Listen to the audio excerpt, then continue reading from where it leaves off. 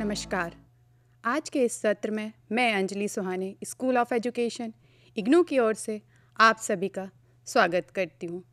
आज के इस सत्र में हम चर्चा करेंगे असेसमेंट फॉर इन्हांसिंग लर्निंग, और इस विषय पर चर्चा करने के लिए हमारे साथ हैं डॉक्टर गौरव सिंह। नमस्कार। डॉक्टर गौरव सिंह, आपका इस सत्र में स्वागत है। धन्यवाद। Doctor Gaurav Singh school of education में असिस्टेंट प्रोफेसर हैं। आज का जो हमारा विषय है इसमें है असेसमेंट फॉर इन्हांसिंग लर्निंग। जैसा कि हम कहते हैं कि मूल्यांकन शिक्षण अधिगम प्रक्रिया का अभिन्न अंग है। मूल्यांकन और शिक्षण अधिगम प्रक्रिया साथ साथ चलती है।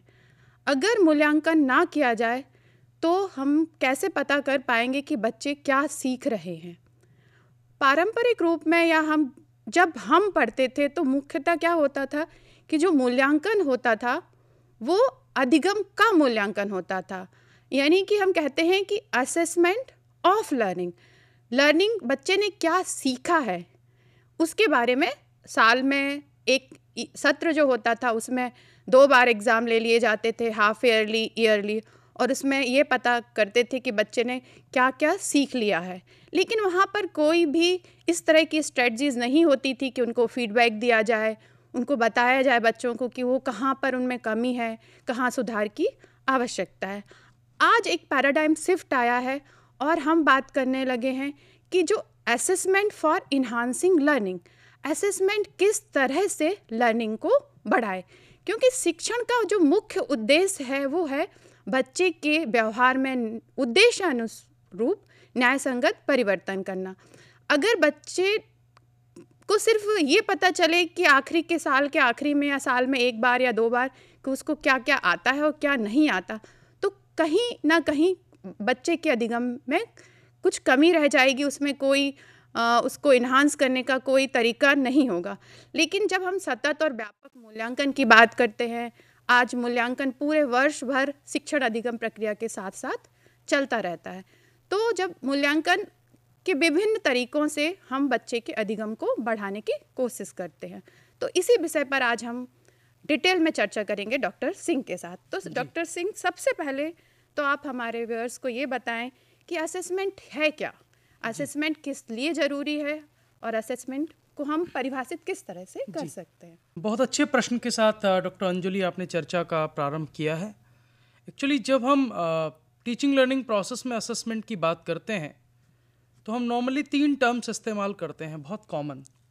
One is measurement, another is assessment and third one is evaluation. मापन, आकलन और मूल्यांकन। मापन हम केवल किसी को जो वैल्यू प्रोवाइड करते हैं, जो किसी टूल को या कोई यूनिट प्रोवाइड करते हैं, वो मेजरमेंट है। लेकिन उसका इस्तेमाल करके हम when we collect some information through a systematic process, इसीलिए जब हम असेसमेंट को डिफाइन करते हैं तो हम कहते हैं assessment is a systematic process of gathering, recording, interpreting, using and communicating information about a learner's progress and achievement during the development of knowledge, concept, skill and attitude।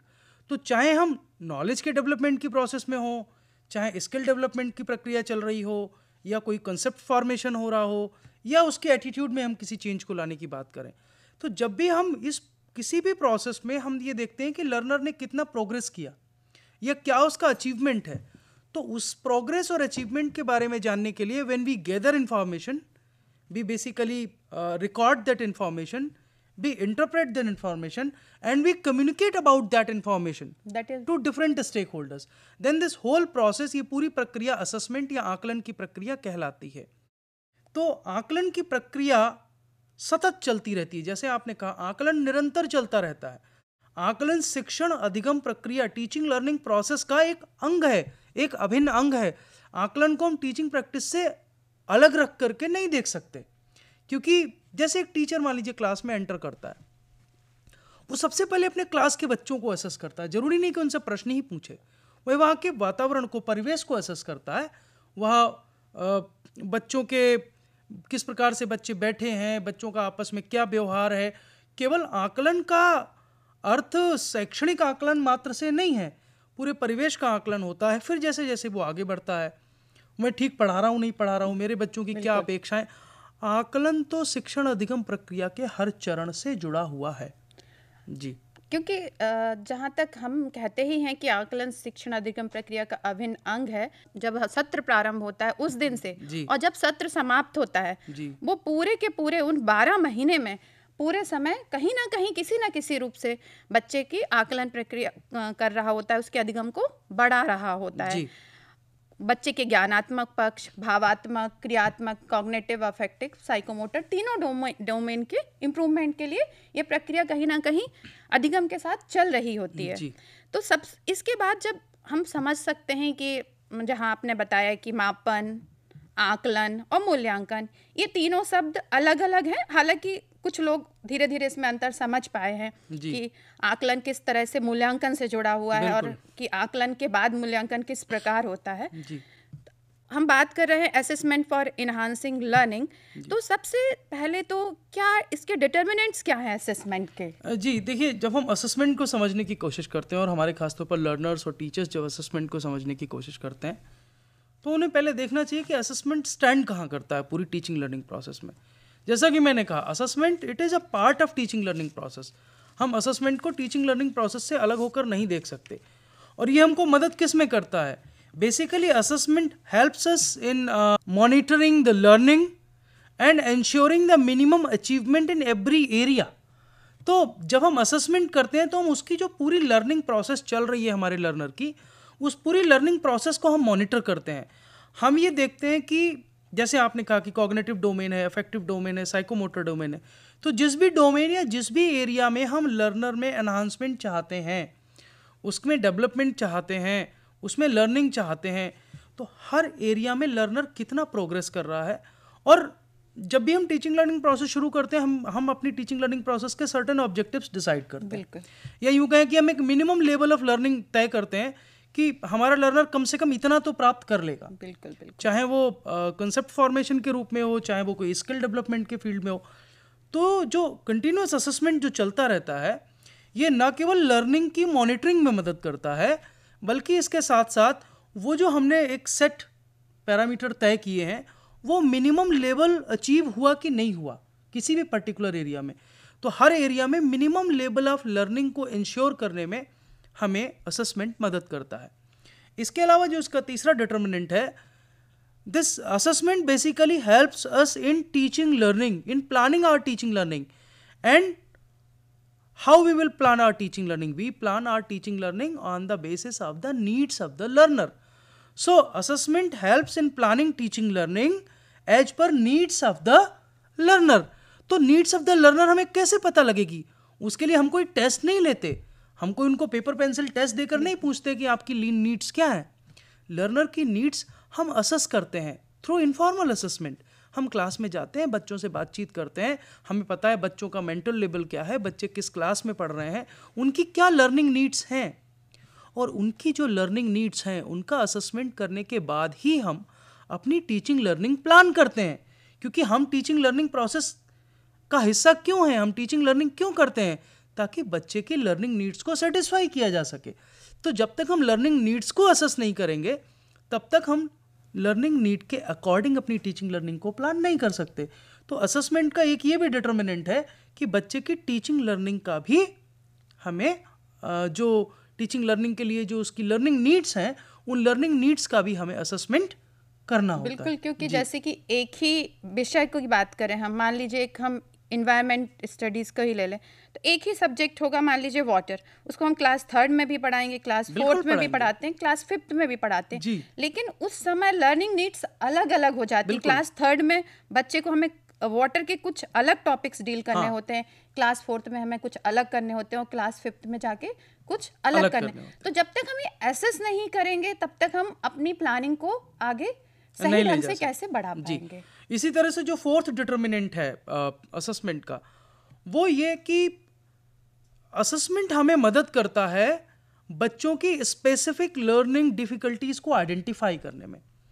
क्योंकि जब हम क्लास में पढ़ाते हैं, एज ए टीचर हमारे साथी भी जब क्लास में पढ़ाते हैं, तो पढ़ाते पढ़ाते उनको अनुभव होता है कि कुछ बच्चों को कहीं कोई समस्या हो रही है, चाहे वह उनके समझ ना पाने की समस्या हो, देख ना पाने की समस्या हो, या टीचर जो ब्लैक बोर्ड पर कई बार लिखता है और उसकी स्पीड इतनी होती है कि बच्चे उसको अपनी कॉपी पर नहीं लिख पाते।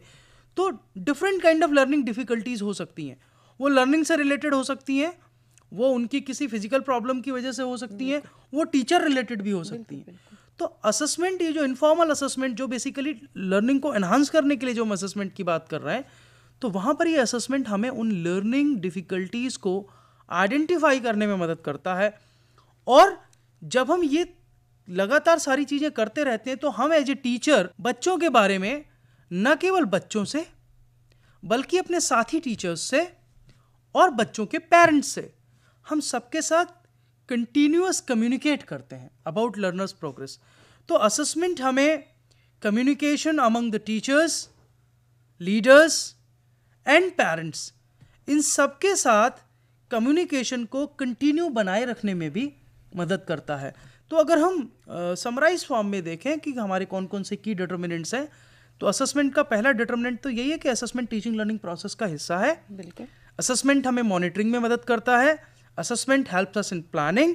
Assessment helps us in identifying the specific learning needs, as well as assessment helps us in maintaining the continuity of communication with the parents, with the teachers, with the other stakeholders, as well as with our learners. Doctor Gaurav, जैसे अभी आपने बताया कि assessment हमें कहाँ मदद करता है, लर्नर्स की लर्निंग नीड्स जानने में, उनकी स्पेशल एबिलिटीज़ जानने में, पेरेंट्स टीचर्स को कम्युनिकेशन करने में, उनके बारे में बताने में के लिए। ये तो हुआ कि असेसमेंट के डिटर्मिनेंट्स क्या हैं। इसके बाद आता है कि असेसमेंट के लिए की क्वेश्चंस क्या हैं, कैसे असेसमेंट को हमें कहाँ, मतलब किसके लिए असेसमेंट, क्यों असेसमेंट, क्या है ये? जी एक्चुअली देखिए, when I am a teacher and I am in my class, जब मैं एक शिक्षक हूँ और मैं अपनी कक्षा में हूँ, तो मैं अपनी कक्षा में असेसमेंट करने के लिए कुछ प्रश्न निर्धारित करता हूँ, कुछ क्वेश्चन खुद से पूछता हूँ। वो पहला क्वेश्चन हो सकता है, what is the current level of learner? Current level may be their mental abilities, current level of their knowledge, current level of their exposure to the environment, current level of their previous learning. तो बच्चों का, अभी बच्चे मेरे कहाँ stand करते हैं? पहला तो असेसमेंट का पहला सवाल शिक्षक को यही स्वयं से पूछना चाहिए कि what is the current level of my learners. Then हम बच्चों को क्या सिखाने वाले हैं या बच्चे क्या सीखने वाले हैं, What are they going to learn? ये दूसरा सवाल है, क्योंकि पूरा असेसमेंट इसी के इर्द गिर्द घूमता है। बच्चों का करंट लेवल क्या है और बच्चे क्या सीखने वाले हैं। और उसके बाद जो बच्चे आज सीखेंगे उसको, जो बच्चों को पहले से पता है उसके साथ, और बच्चे जो आगे सीखने वाले हैं उसके साथ, means how can I link the next learning with the previous one as well as with their experiences. तो जो मैं बच्चों को सिखाने वाला हूँ उसको उनकी प्रीवियस लर्निंग के साथ कैसे लिंक करूँगा, और साथ ही बच्चों की जो एक्सपीरियंसेस हैं उनके साथ कैसे लिंक करूँगा। तो जब हम की क्वेश्चंस फॉर असेसमेंट की बात करते हैं, तो असेसमेंट हम केवल लर्नर्स का नहीं कर रहे होते। इस स्थिति में देखिए, हम लर्नर का असेसमेंट कर रहे हैं, हम सिचुएशन का असेसमेंट कर रहे हैं, हम कंटेंट का असेसमेंट कर रहे हैं, हम बच्चों की प्रीवियस नॉलेज का असेसमेंट कर रहे हैं। तो असेसमेंट टीचिंग लर्निंग प्रोसेस के ईच एंड एवरी डायमेंशन के साथ मजबूती के साथ जुड़ी हुई है। क्योंकि शिक्षक को सिर्फ लर्नर्स का असेसमेंट नहीं करना है, उसको अपने स्वयं का भी असेसमेंट करना है, उस एनवायरनमेंट का भी असेसमेंट करना है। क्योंकि अगर वह कोई भी शिक्षक अगर वह कोस्टल एरिया में पढ़ाने जा रहा है तो उस समय लर्निंग नीड्स अलग होंगी, सिचुएशंस अलग होंगी। वही अगर वही कंटेंट को लेके वह जम्मू कश्मीर में पढ़ा रहा है तो वहाँ की सिचुएशंस अलग होंगी।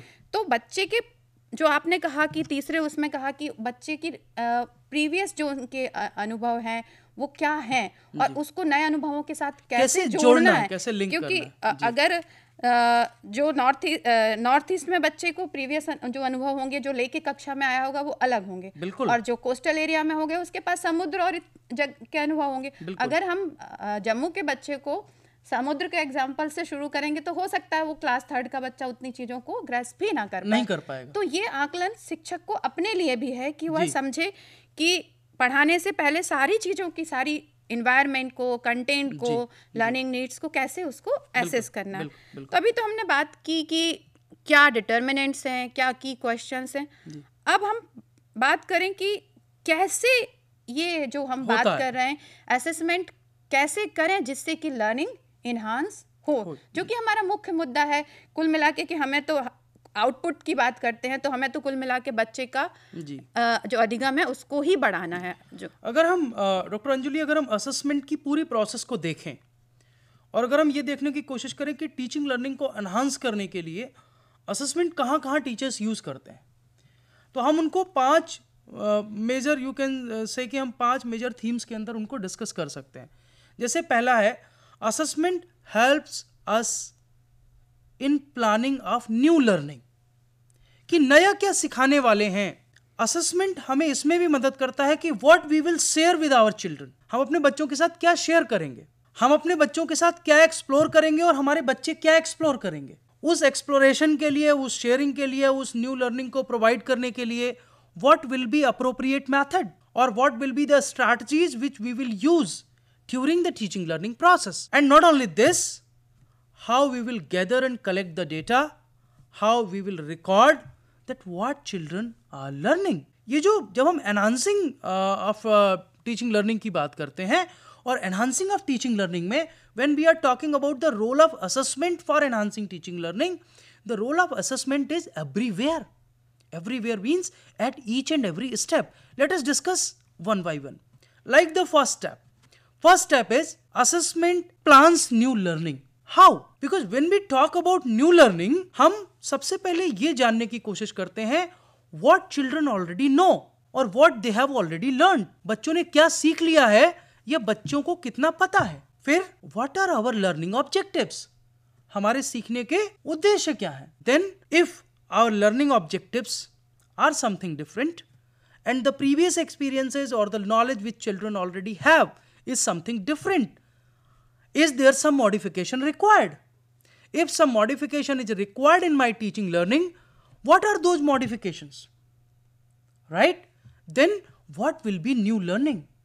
तो ये जो what से questions शुरू हो रहे हैं, like what children already know, what are the learning objectives, what modifications are required, और what will be new learning, ये सारे सवाल हमको किस तरफ ले जा रहे हैं। अगर टीचर के तौर पर देखें, हम कुछ ना कुछ असेस कर रहे हैं। और किसका कर रहे हैं? शिक्षक अपने ही लिए कर रहे हैं। बिल्कुल अपने लिए कर रहे हैं। अभी हम बच्चों की बात नहीं कर रहे हैं, बिल्कुल नहीं गए। ये हम एक स्टेज पहले की बात कर रहे हैं, जब हम कक्षा में जाने से पहले और कक्षा में जब हम पहुंच चुके हैं। क्योंकि हमने, जैसा कि आप कह रहे हैं कि हमने कुछ ऑब्जेक्टिव्स निर्धारित किए और हमें कक्षा में जाके लगता है कि हमारे जो ऑब्जेक्टिव्स है इसमें कुछ मॉडिफिकेशन की जरूरत है। ठीक है, क्योंकि उस सिचुएशन में जाके हम सोचते कुछ हैं और हो सकता है उस कक्षा में परिस्थितियां थोड़ी सी भिन्न मिलती हैं। तो उसी समय at a time teacher assess करता है कि नहीं, हम यहाँ सोच रहे थे पर हमारा बच्चा जो है वो यहाँ स्टैंड कर रहा है, तो हमको थोड़ा मॉडिफिकेशन की जरूरत है। तो ये सारी प्लानिंग की जो बात कर रहे हैं ये शिक्षक के लिए। इसके बाद हम नेक्स्ट स्टेप, इसके बाद जो सेकंड स्टेप है, assessment helps in basically sharing with children. जब हम शेयरिंग विद चिल्ड्रन की बात करते हैं, तो अगर हम कहते हैं कि भाई असेसमेंट्स का यूज हमें टीचिंग लर्निंग में करना है और बच्चे की लर्निंग को एनहांस करना है, तो बच्चे के मन में कुछ सवाल होता है। बच्चा हमसे पूछ सकता है what the new learning will involve, what new I will get, then if I will learn this और I will learn that, what will be my role, what you are expecting as a teacher from me, and why this new learning is important for me. Until or unless we are not able to tell to our children that okay, this is the new learning, this will help you in this particular way, तो जब तक वो तरीका नहीं बताएंगे कि बच्चे को सीखना कैसे मदद करेगा, बच्चे को क्या सीखना मदद करेगा। और जब हम टीचिंग लर्निंग की बात कर रहे हैं, तो देखिए टीचिंग लर्निंग प्रोसेस की एक सबसे बड़ी समस्या क्या है, कई बार टीचिंग लर्निंग प्रोसेस को टीचर सेंटर्ड बना देते हैं। उनको लगता है वो क्लास में जो कंटेंट लेकर जाएंगे, वो जो मेथड डिसाइड करके जाएंगे, बच्चे उसी मेथड से पढ़ेंगे और बच्चे वही कंटेंट पढ़ेंगे, लेकिन ऐसा होता नहीं है। और ऐसे टीचर्स के साथ एक समस्या ये होती है कि ऐसे टीचर चीज़ें अपने बच्चों के साथ शेयर नहीं करते। जबकि जब हम असेसमेंट फॉर लर्निंग की बात कर रहे हैं, तो वहाँ असेसमेंट के सारे डायमेंशन हमें बच्चों के साथ शेयर करने पड़ेंगे। न्यू लर्निंग क्यों ज़रूरी है, न्यू लर्निंग से उनको क्या लाभ होने वाला है, इस न्यू लर्निंग में उनकी क्या भूमिका रहने वाली है, whether they will be participant और दे विल बी ऑर्गेनाइजर और there will be any role play और they will be the part of the discussion, what is their role. Because until or unless learners are not aware about their role, until or unless learners are not aware about the content or the topic which they want to learn and what the benefit of that learning, they will not be ready to learn. तो assessment for learning ये भी कहता है कि हम बच्चों को न केवल सिखाएं बल्कि सिखाने से पहले उनके साथ शेयर करें कि वो क्या सीखने वाले हैं। सीखने की प्रक्रिया में उनकी भागीदारी सुनिश्चित बिल्कुल करें। बिल्कुल, क्योंकि जब हम टीचर सेंटर्ड लर्निंग की बात करते थे तब हम इसकी बात नहीं करते थे जी। वहाँ शिक्षक अपने आप को मानता था कि मैं जो पढ़ा रहा हूँ, जैसा आप बोल रहे हैं, मैं जो बताऊंगा वो बच्चे सीखेंगे। लेकिन जब हम इसकी बात कर रहे हैं कि शेयर विद चिल्ड्रन, तो हम उनको बताएं कि उनकी भूमिका क्या है, कब कहाँ पर उनको, अगर हम उनको कह रहे हैं कि इसको हम प्रोजेक्ट मेथड से पढ़ाएंगे तो वो कैसे होगा और उसमें वो किस तरह से हेल्प करेंगे, कहाँ उनकी भूमिका कहाँ होगी और वो कितना कैसे सीख पाएंगे, ये सब अगर हम पहले से ही बच्चे को बता देंगे तो वह समझ जाएगा कि हाँ इसको सीखने से मुझे इतनी फ़ायदा होगा, मैं ये कर पाऊंगा, तो निश्चित ही वो है उसकी क्यूरियोसिटी भी बढ़ेगी। तो जो हमारा उद्देश्य होगा वो लर्निंग को इन्हांस करने का, वो कहीं कहीं फुलफिल होगा। अभी बात करते हैं जो इसका बाद हम तीसरी बात कर रहे हैं कि एक्सप्लोर विद चिल्ड्रन। हाँ, एक्चुअली जो प्रेजेंट टीचिंग लर्निंग प्रोसेस है उसमें आपको पता है learner is the equal partner of teaching learning process. So teacher is not someone who is giving something and learner is not only the taker, right? So learner and teacher both basically construct the knowledge together. Teacher only scaffold them or just support them, right? तो जब हम exploration की बात करते हैं तो exploration का भी असेसमेंट चलता है कि जैसे जब बच्चे की लर्निंग सक्सेसफुल हो जाएगी देन वो कैसी दिखेगी, what successful learning looks like, या बच्चे ने जो लर्निंग की है how useful is it for him और हर. Even for teacher, what was the ways on how learners have participated in the learning process and whether the learners have enjoyed the new learning or not. तो learners कैसे new learning को enjoy कर रहे हैं, learner का क्या participation है, क्या जो बच्चों ने new learning की है teaching learning में वो उनके लिए कितनी useful है, और जिस learning को उन्होंने किया है उसके बाद वो successful learning दिखती कैसी है. तो ये भी assessment का एक, हम इसका भी assessment करते हैं और ये assessment भी हमारे साथ साथ चलता रहता है. इसका अगला डायमेंशन है जब हम ये सब करते हैं कि लर्निंग क्या होगी, लर्निंग कैसे होगी, लर्निंग किसके लिए होगी, लर्नर कौन होगा, लर्नर की पुरानी नॉलेज क्या है, लर्निंग ऑब्जेक्टिव्स क्या हैं, तब हम सेलेक्ट करते हैं अप्रोप्रिएट मेथडोलॉजीज और स्ट्रैटेजीज. तो then this assessment basically helps us in identifying the methods and strategies based on the feedback from learners. Learners हमें फीडबैक देते हैं और उसके आधार पर हम ये बताते हैं कि ये हमारी लर्निंग कैसी होगी. How we should organise our classroom, हमारे क्लासरूम का ऑर्गेनाइजेशन कैसा होना चाहिए. How can we ensure maximum learners participation, and as well as if there is a requirement of some extra input then how we will facilitate our learner for that extra input. तो ये जितने भी प्रश्न हैं, ये प्रश्न अपने आप में बेसिकली हमको असेसमेंट की तरफ ही ले जा रहे हैं. हमें हर प्रश्न का उत्तर असेसमेंट से मिलेगा. बिल्कुल. नेचर ऑफ असेसमेंट में be different but we always find a answer through only assessment. It may be formal assessment, it may be informal assessment, right? बिल्कुल.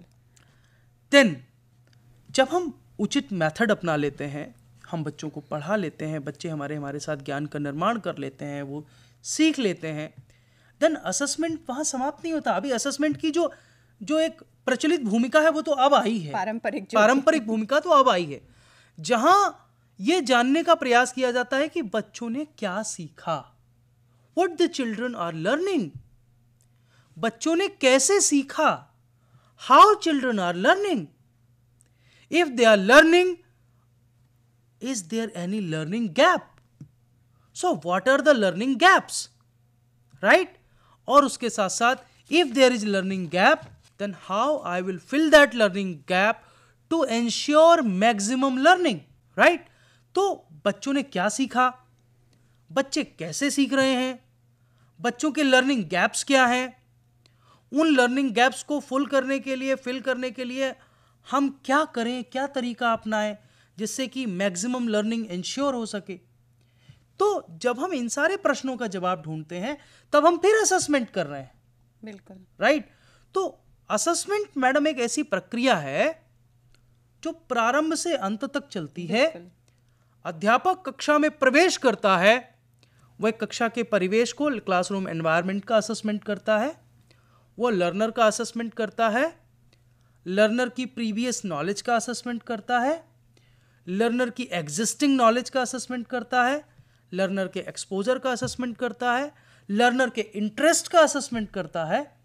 उसके बाद वो अपनी टीचिंग मेथडोलॉजी या जो उसने लेसन प्लान बनाया है उस लेसन प्लान का भी असेसमेंट करता है कि क्या मेरा प्लान इनके अकॉर्डिंग है या नहीं है। अगर नहीं है तो वो उसको मॉडिफाई करता है, मॉडिफाई करके अप्रोप्रिएट मेथड और स्ट्रैटेजीज अपनाता है, बच्चों के साथ शेयर करता है कि उसको क्या पढ़ाना है, और वो शेयर करने के बाद बच्चे को वो पढ़ाता है, सिखाता है, बच्चे के साथ साथ चीज़ें एक्सप्लोर करता है। और जब टीचिंग लर्निंग प्रोसेस के एंड की तरफ आता है तो वो फिर एक बार असेसमेंट करता है ये जानने के लिए कि बच्चों ने क्या सीखा, बच्चों ने कैसे सीखा, यदि बच्चों के सीखने में कोई लर्निंग गैप रह गया तो वो कौन से तरीके हैं जिससे मैं उस लर्निंग गैप को पूरा कर सकता हूं। तो यदि आप देखें, असेसमेंट प्रारंभ से अंत तक कक्षा में प्रत्येक क्षण निरंतर चलने वाली प्रक्रिया है। जिस सेंटेंस से हमने ये चर्चा शुरू की थी जी। कि आकलन शिक्षण अधिगम प्रक्रिया का अभिन्न अंग है, वहाँ तक हम वापस अभी फिर से आए हैं कि शिक्षण अधिगम प्रक्रिया से किस तरह से आकलन पूरी प्रक्रिया से जुड़ा हुआ है। जैसे कि डॉक्टर सिंह ने हमें बताया, डिस्कस किया हमने कि जैसे ये शिक्षक कक्षा में प्रवेश करता है तो बच्चों के इंटरेस्ट जानना, उनका लेवल क्या है, उनको क्या पढ़ाना है, हमारे ऑब्जेक्टिव्स क्या हैं, उसमें क्या मॉडिफिकेशन की ज़रूरत है और उनके साथ किस तरह से शेयर करना है, एक्सप्लोर करना है। उसके बाद उनको लर्निंग गैप कहाँ रह गए हैं आखिरी में और कितना सीखा है। इस तरह से ये पूरे वर्ष भर, हर कालखंड में, फिर हर 2 महीने 3 महीने, इस तरह पूरे साल भर ही निरंतर चलती रहती है। तो इस पे हमने आज, जहाँ तक मुझे लगता है कि हमारे जो व्यूअर्स हैं, स्टूडेंट्स हैं, उन्होंने निश्चित ही समझा होगा कि वह अगर अब कक्षा में जाएं तो किस तरह से असेसमेंट करें। उनको सिर्फ लर्नर का असेसमेंट नहीं करना है, उनको अपने आप का असेसमेंट करना है, एनवायरनमेंट का असेसमेंट करना है और कहाँ कहाँ करना है। तो इस तरह से वह समझ पाए होंगे कि वह बच्चे के अधिगम को बढ़ावा कैसे देंगे असेसमेंट के लिए। डॉक्टर सिंह, आज आप आए और इस चर्चा को बहुत अच्छे तरह से आगे बढ़ाया। आपका बहुत बहुत धन्यवाद। और आप सभी लर्नर्स का, जिन्होंने इस कार्यक्रम को सुना, समझा, आप सभी का बहुत बहुत धन्यवाद। धन्यवाद डॉक्टर अंजुली।